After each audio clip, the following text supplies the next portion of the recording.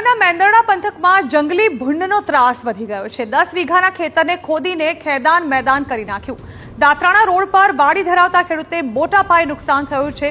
40 જેટલા જંગલી ભૂંડનું ટોળું ધસી આવ્યાનો આક્ષેપ થઈ રહ્યો છે। ઘઉંનું વાવેતર અને પિયત કર્યું હતું તે સંપૂર્ણ બરબાદ થઈ ચૂક્યું છે। ભૂંડ અને રોજડાની સમસ્યાનો નિકાલ લાવવા માટે ખેડૂતોએ માંગ કરી છે। ઉલ્લેખનીય છે કે માવઠાના મારે પહેલા જ ખેડૂતોની કમર તોડી નાખી છે।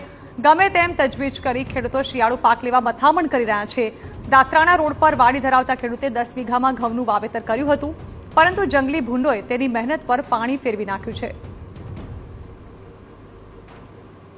રાત્રિના સમયે 30 થી 40 જેટલા ભૂંડનું ટોળું આવી જતા ખેતરમાં વાવેલ ઘઉંના પાકને વ્યાપક નુકસાન કરેલું છે।